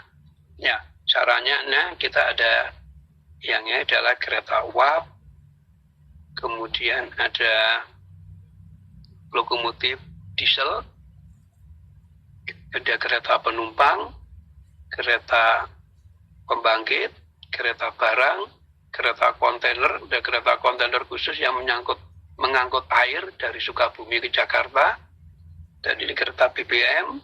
Nah, ini adalah kereta semen, jadi kereta-kereta barang semuanya, dan yang ini adalah kereta listrik. Ada juga yang di dalam bahasa ini disebut EMU, Electric Multiple Unit. Ya, kereta-kereta ini. Nah, bagaimana nanti kita akan, yang ini adalah operasi. Nah, operasi itu merupakan jantung dari sistem kereta apian. Operasi itu adalah terdiri dari train scheduling, yaitu schedule kereta. Schedule kereta itu ditentukan oleh kita adalah di Kementerian Perhubungan, diupdate, atau mereka sebut namanya adalah GPK, grafik perjalanan kereta api, di situ memuat stasiun, berangkat jam berapa, berhenti berapa menit, dia bersilang nggak dengan kereta lain, bersilang dengan kereta nomor berapa, nah di sini. Nah, kemudian kalau setelah ada GPK, maka petugas di stasiun akan melakukan kontrol pergerakan kereta supaya aman dan nggak tabrakan. Nah, ini yang menarik juga membuat algoritma-algoritmanya nanti. Dan yang ketiga nanti adalah schedule maintenance. Ini yang juga perlu dilakukan. Jadi nggak segalanya kapan dilakukan maintenance, supaya apa? Supaya tidak mengganggu target yang sudah ditetapkan dari di GPK-nya, di timetable-nya, bahwa kereta harus berjalan sekian.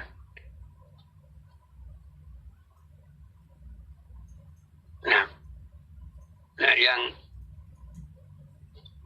ini adalah inspection dan maintenance, dan ini ada beberapa kendaraan alat maintenance yang masih manual, diperiksa manual, relnya manual, lokomotifnya diperiksa manual sambil dicatat satu persatu, dan kereta ukur juga jalan manual, semua persinyalan dicatat manual, dan ini sangat menghabiskan waktu. Dan bila sebagai contoh ada kereta berjalan, keretanya rusak, kemudian masinisnya hanya bilang lokomotifnya rusak.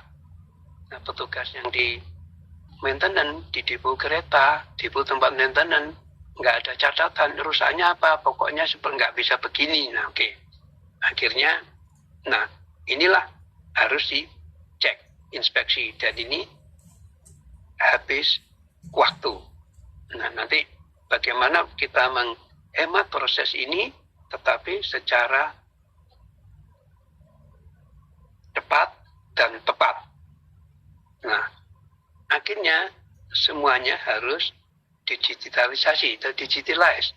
Jadi digitalize-nya itu adalah mengkombinasikan operasi, signaling, rolling stock, bill system. Jadi operasi dan signalingnya, jadi tidak jelaskannya operasi itu mengatur perjalanan kereta, sistem signaling yang sebagai untuk mencegah terjadinya tabrakan dan mengatur mana kereta yang berangkat duluan, dan itu dijadikan satu. Jadi dalam satu algoritma software. Jadi di sini ada timetable, di sini ada set route. Set route itu begitu kita melihat kita ada di satu stasiun, misalkan stasiun Malang nggak jauh-jauh menerima kereta dari arah stasiun Blimbing, oke, itu ketahuan jam sekian, nomor sekian itu adalah kereta yang mau terus ke Blitar. Keretanya simpan dulu di spur nomor 3, set route. Nah, kemudian ada stasiun dari arah stasiun Kota Lama sebelah selatan, juga mau kereta masuk, kereta itu menuju ke misalkan Banyuwangi. Masukkan set route di peron nomor berapa, karena penumpangnya ada di sana. Nah, setelah semua kereta masuk, baru kereta itu diatur ulang. Oke, mana yang berangkat duluan? Yang dari Belimbing atau dari Kota Lama, ya. Dua stasiun itu yang paling familiar di Malang, ya. Kemudian petugasnya mengirim ke stasiun sebelah, apakah jalur misalkan ke Kota Lama, antara Malang dan Malang Kota Lama jalurnya aman. Di sana secara dijawab oleh petugas di sana bahwa jalur aman, dan dia memberi isyarat aman. Nah, karena aman, makanya petugas train dispatcher atau PPKA memberi set route ke Kota Lama aman, dan lampu sinyal menjadi tanda hijau. Tapi apakah masinis boleh berangkat kalau melihat hijau? Belum tentu. Karena masinis belum mendapat tanda berangkat dari train dispatcher atau PPKA. Nah, dia PPKA menyiapkan peluit, memberi tanda bahwa jalur aman. Nah, keretanya siapa yang memerintahkan berangkat? itu bukan PPKA, tetapi kondektur. Kondekturnya yang memberitahu masinis bahwa kereta boleh jalan. Nah, baru setelah itu masinis memberi isyarat, biasanya menekan klakson, bahwa kereta berjalan. Nah, kemudian kereta berjalan. Nah, supaya tidak terjadi kebingungan apakah itu PPKA atau kondektur yang memberi perintah jalan, ada isyarat bahwa bunyi peluitnya kondektur sama PPKA itu berbeda. PPKA peluitnya 2 kali pendek, kalau kondektur 1 kali panjang. Nah ini ya, jadi mungkin nggak banyak yang tahu ya, mendengar gitu aja ya, tapi ini ada isyarat-isyarat tertentu ya. Dan ini semua yang manual ini mau dijadikan otomatis oleh suatu sistem, suatu software yang terintegrasi. Karena itu, software itu dan perangkatnya harus ada di dalam kereta dan di luar kereta. Nah inilah saya ambil yang sudah dikembangkan oleh anak bangsa sendiri, walaupun komponennya beli ya, karena kita harus punya reliability yang terhadap komponen itu, dan keretanya dibuat oleh PT Inka, sistem signalingnya di develop oleh PT LAN di Bandung, dan kita jadikan satu menjadi kereta otomatis driverless yang pertama di Indonesia. Ya, sistemnya seperti ini. Nah, di sini adalah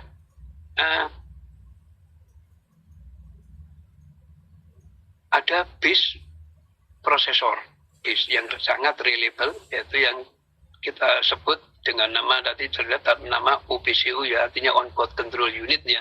Mungkin ada tempat lain, dan dalam satu kereta ada 2 unit OPCU yang saling redundant. Kalau satu rusak masih bisa berjalan dan bisa warning bahwa ada satu OPCU mengalami problem, tapi kereta masih bisa berjalan. Jadi kereta nanti harus kembali ke depo. Nah ini sudah ada. Jadi bagaimana kita ada Ethernet, ada MPP, ada mungkin Ethernet banyak yang kenal ya, itu sudah banyak dipakai, dan ada MPP. MPP itu multiple vehicle bus, yaitu satu fit protokol yang banyak digunakan untuk yang menyangkut safety di dalam railway on board. Kenapa nggak pakai Ethernet? Ethernet tidak direkomendasikan untuk safety. Jadi tidak ada safety di sistem Ethernet, karena dapat dikatakan Ethernet itu dia bekerja mungkin agak semaunya ya. Kalau MPP dia bisa diatur mana yang priority, mana yang ini. Nah itu. Ini kemudian ada lagi yang hardwire. Hardwire diperlukan iya. Untuk sistem yang menyangkut safety itu digunakan hardwire. Nah, lagi dilihat keretanya, ini kabinnya, ini sebagian display yang sebelah kanan. Ini adalah komponen yang OPCU-nya. Jadi dibuat oleh Siemens. Siemens bukan satu-satunya pembuat. Ada juga Alstom dari Perancis, ada juga Thales juga dari Perancis dan Amerika yang membuat ini, tapi kemarin jatuh pilihan dari OPCU, PT LAN yang memutuskan. Nah, perangkat ini diletakkan di dalam kereta. Nah, inilah yang menggantikan kondektur, train dispatcher, PPK, train dispatcher, kondektur, masinis. Timetable semua digantikan oleh perangkat-perangkat ini. Jadi semuanya sekarang serba digital. Kapan dia nyampe di stasiun, kapan membuka pintu, kapan penumpang naik, kemudian berangkat lagi, sudah ada, tidak ada lagi perintah yang manual, tapi keretanya sendiri yang langsung berjalan. Nah, seperti ini ya. Inilah yang bukan ini. Jadi yang masih kuliah ya, ini tantangannya cukup besar kan menghadapi sistem semacam ini, tapi jangan berkecil hati. Ya. Semangat harus bisa ya. Nah, Berikutnya adalah rolling stock maintenance. Nah, setelah kereta berjalan dan ini adalah bagaimana merawat keretanya. Nah, kebetulan di PT KAI ada satu pekerjaan. Jadi setelah kereta api itu banyak, khusus di LRT Jabodetabek yang sudah beroperasi sekarang, itu bagaimana memaintain kereta secara tepat. Jadi tidak seperti ada laporan masinis sudah rusak, tapi tidak tahu rusaknya mana. Nah, akhirnya ada satu hal, jadi PT KAI menerapkan apa yang disebut real time inspection. Jadi kereta itu secara real time diinspeksi oleh satu perangkat yang dipasang di dalam kereta dan perangkat lain yang dipasang di wayset, di tepi rel ya. Di istilahnya itu wayset, di tepi rel untuk memonitor kondisi kereta. Jadi perangkatnya, inputnya ada TCMS, Train Control and Monitoring System, tadi yang sebelahnya OPCU, kemudian wayset ini di dalam dipasang di pinggir kereta, kemudian ada report train attendant dan depot facilities, itu seperti mesin bubut dan mesin yang lain dan sebagainya. Nah, di sini pada saat sebagai contoh, TCMS selalu memberikan kondisi kereta, bahwa apakah ada pengereman yang bermasalah, atau ada sistem propulsi yang gagal, dan sebagainya, terus-menerus termonitor dan diterima. Kemudian begitu kereta pada area tertentu melewati suatu perangkat pemasangan, di situ ada wayset dan sensor. Nah, kemudian ada report dari train attendant, petugas yang ada di kereta, dia katakan menemukan ada AC yang bocor atau lampu yang mati, dia membuat report. Nah, semuanya itu dianalisa. Nah, setelah itu, setelah real time dianalisa, kita ke kriteria komponennya. Apakah komponennya masih bagus, diperbaiki, atau harus diganti. Kemudian muncullah work order. Work order itu ke depo. Ke depo, kemudian di sana, oke, ganti, repair. Begitu ganti, mereka masuk ke warehouse untuk minta dikeluarkan barang secara dari gudang. Kami butuh spare part ini. Kemudian juga langsung memberi perintah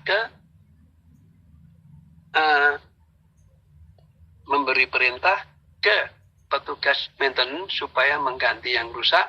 Setelah itu selesai, kereta bisa jalan keluar, siap operasi lagi. Nah, semua proses ini secara digital. Dan ini, proyek ini sebentar lagi diterapkan di LRT Jabodetabek, sekarang sudah under construction. Nah, bagaimana cara kerjanya ya? Kerjanya kita lihat di slide berikut. Jadi real time inspection and maintenance. Jadi TCMS, Train Control Monitoring, memonitor seluruh perangkat yang terhubung secara elektrik ke TCMS, kemudian mengirimkannya ke cloud. Cloud, data itu difilter di sana untuk memberi status, kemudian dikirim ke data center. Nah, dari data center ada lagi satu masukannya, yaitu adalah Train Attendant and Technician Report. Juga melalui GSM masuk. Kemudian yang satunya lagi wayset sensor masuk ke dalam satu bus data. Dalam satu bus data, kemudian ada juga di sini ada tempat cuci kereta otomatis, karena mencuci kereta itu bagian dari perawatan. Kereta mana dicuci, begitu keretanya lewat tempat itu, kereta akan dicuci. Nah, dari data dalam satu bus data, di sini kita bisa melihat warehouse, menganalisa bentuk kerusakan-kerusakan yang terjadi, menganalisa berapa kali kejadian ini rusak. Misalkan ada satu komponen kenapa berkali-kali rusak, oke, kita cek apakah kualitasnya kurang bagus atau harus dilakukan hal yang lebih dalam lagi, memanggil vendornya, kenapa ini kok sering mengalami kerusakan. Nah, dan ini setelah real time. Nah, sebelah kiri adalah hasil kondisi kereta. Jadi dari tablet yang ada di beberapa manajer, dan kebetulan saya diizinkan untuk masih monitoring karena status saya masih jadi tenaga ahli, jadi saya tahu beberapa kereta yang mengalami kondisi seperti apa, kita dapat secara real time. Kemudian yang sebelah kanan adalah UCC. UCC mengetahui secara keseluruhan lintas. Kereta bergerak kemana secara otomatis, dan sebelah kiri itu adalah kondisi CCTV masing-masing stasiun. Kereta ada apa, berapa penumpang mengalami berjubel tidak di tempat stasiun tersebut, dan sebagainya, kondisi infrastrukturnya seperti apa, dan ini dapat termonitor secara real time semua. Jadi semuanya proses sudah secara digital yang terjadi. Nah, sekarang passenger service ya. Nah, passenger service dari tiketing yang dulu antri sekarang bisa aplikasi. Kemudian check-in. Nah, check-in pun secara otomatis. Sekarang beberapa stasiun sudah memasang face recognition. Jadi pengenalan wajah, ini penumpang kereta enggak. Jadi untuk aplikasi ini boleh datang ke stasiun dan nanti ada daftar di sana. Mungkin stasiun Malang belum ya. Contohnya Surabaya Gubeng sudah. Jadi tidak perlu nunjukkan tiket, asal kita sudah beli lewat aplikasi, kita masuk stasiun. Sudah bawa PKN, PKN Pancasila. PKN. Kita wajah kita dikenali dan kita dikenali sebagai penumpang, kemudian check-in. Nah, di dalam kondekturnya sudah nggak perlu lagi mana tiketmu, tapi cukup melihat aja di HP-nya dia bahwa tempat duduk itu terisi atau kosong. Kalau tempat duduk itu kosong ada orangnya, baru ditanya. Tapi kalau tempat duduk itu terisi, mestinya terisi dan ada terisi betul, ya, mereka tinggal nggak perlu dicek lagi satu-satu. Dan ini memang ada ininya yang mungkin beberapa orang, karena saya sering mengalami, karena sudah pakai aplikasi ini, masuk stasiun tinggal masuk, tapi ada yang lain adalah lupa tempat duduknya di mana, jadi harus buka HP-nya lagi untuk ngecek tempat duduknya di mana.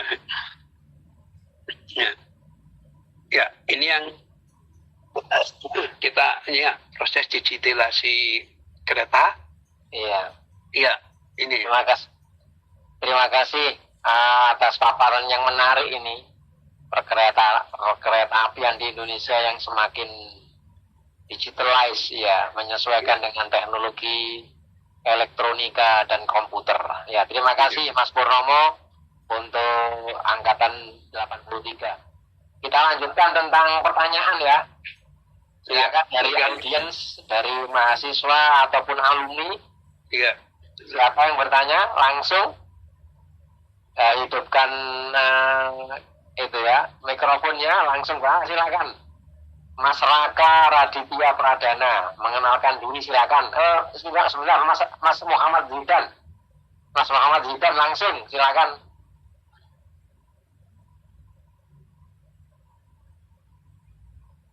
Silakan Muhammad Zidan.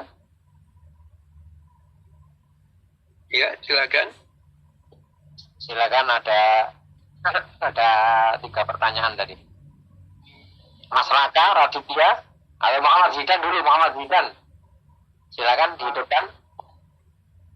Pertanyaan saya Muhammad Zidan Rizky Zulfazli dari Filkom UB.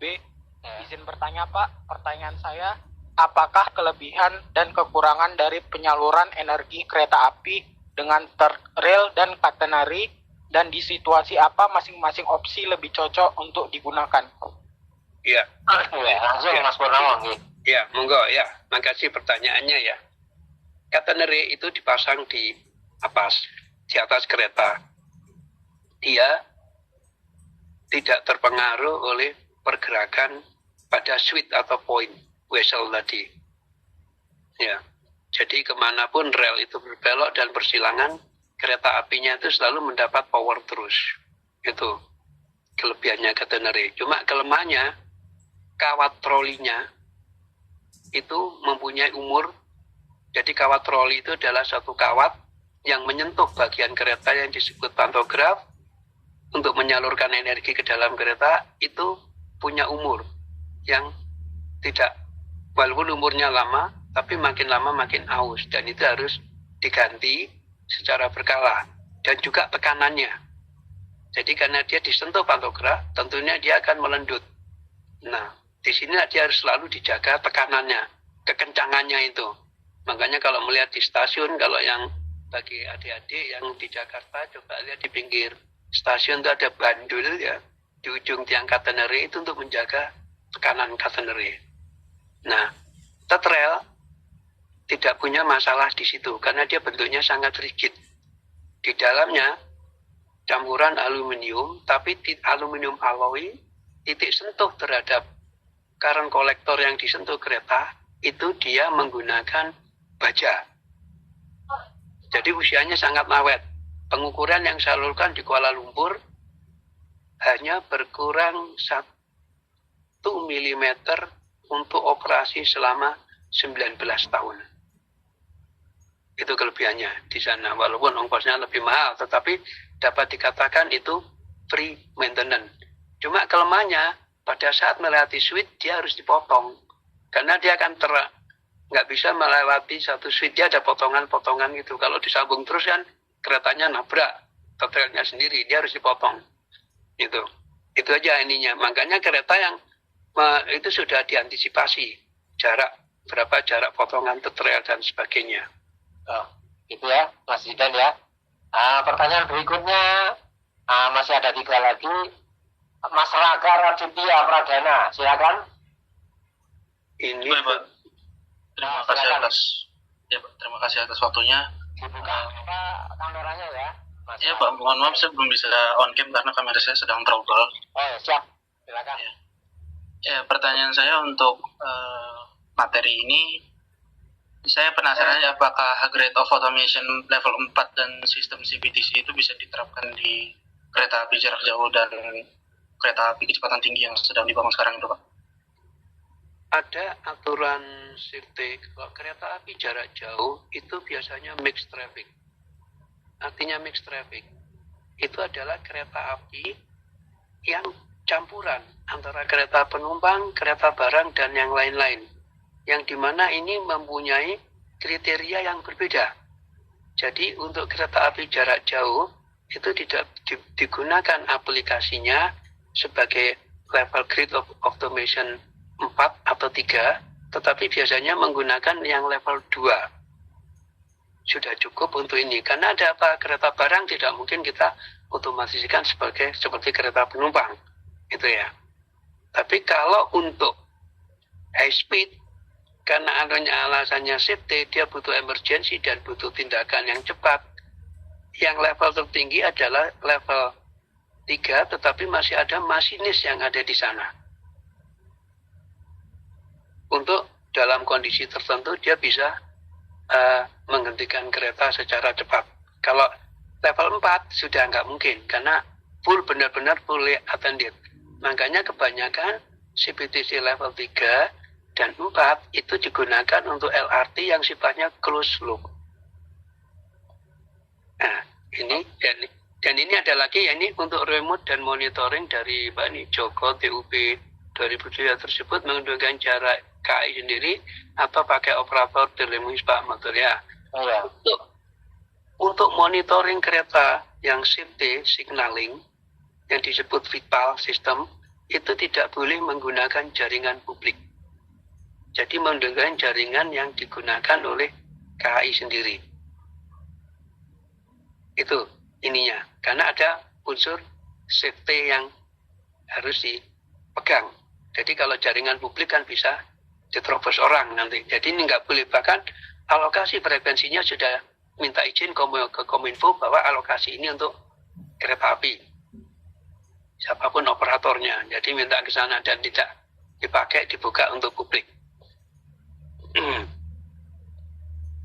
Ya. Ya. Mungkin ada pertanyaan lagi?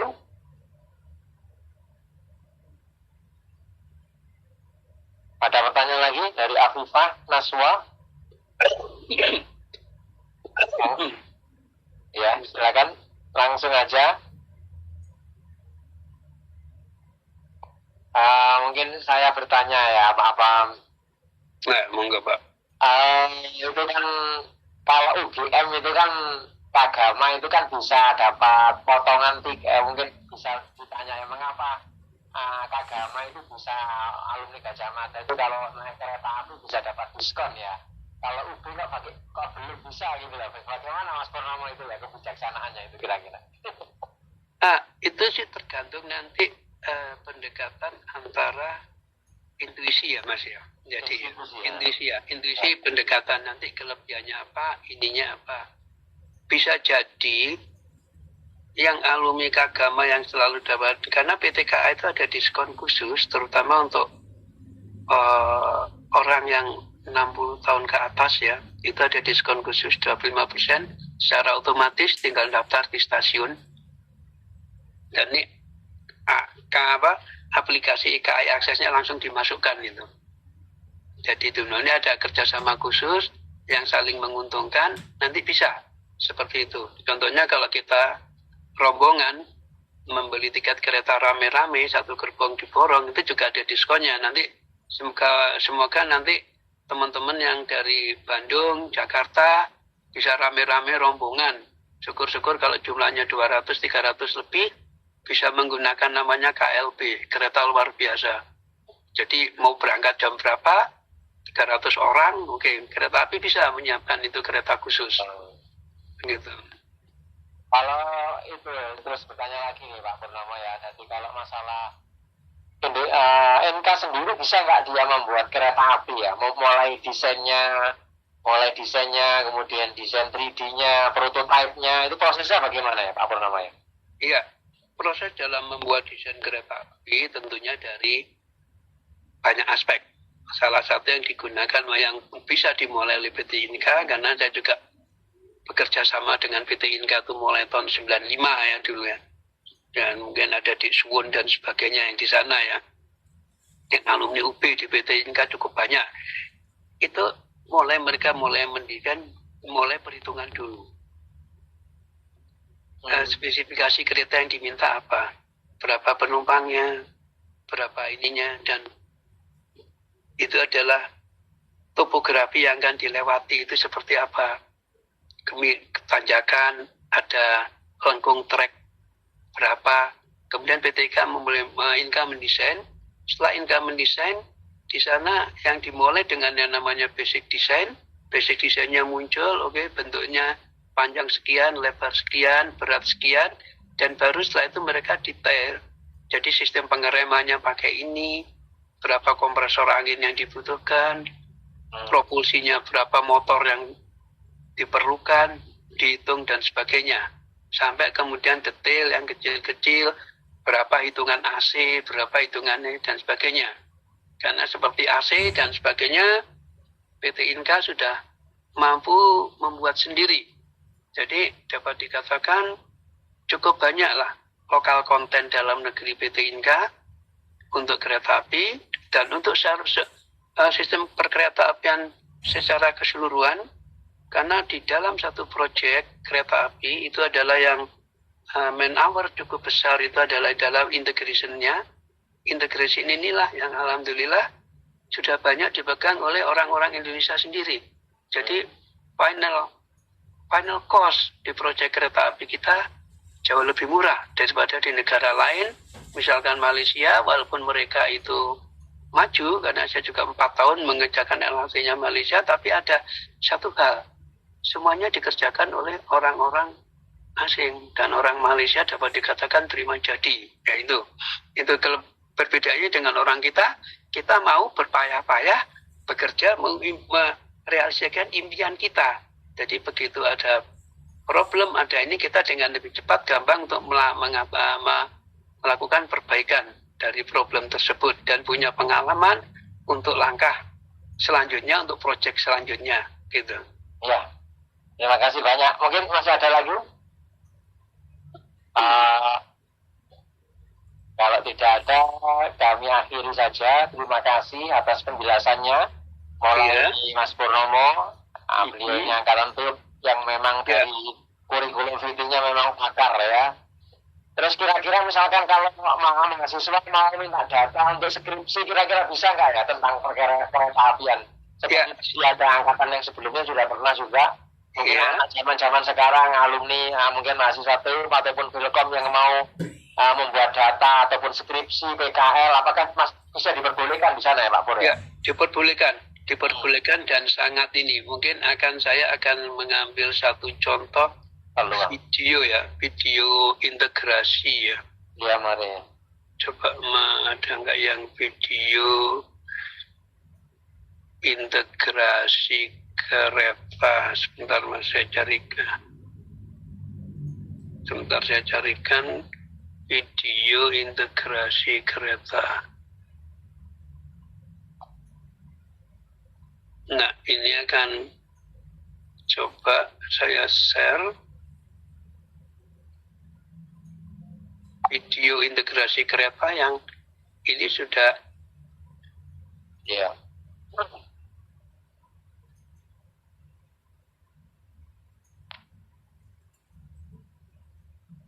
videonya tampak ya.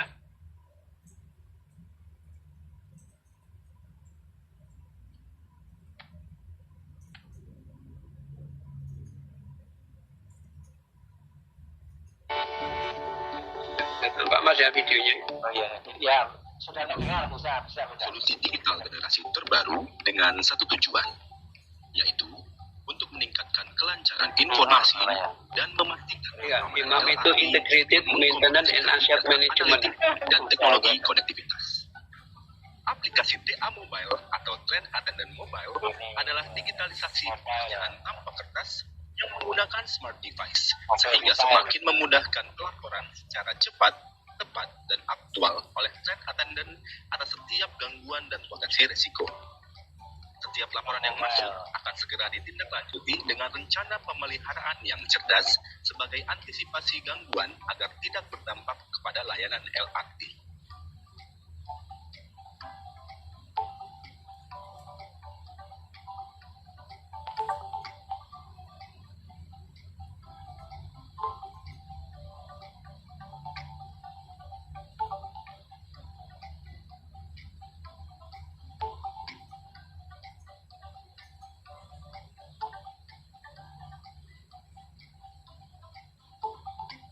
Wayside System adalah sistem pemantau otomatis untuk inspeksi roda, pengereman, bugi, dan rangkaian kereta yang menyediakan data akurat dan konsisten yang memudahkan tim pemeliharaan untuk mengakses informasi secara otomatis dan online atas kondisi semua aset LRT.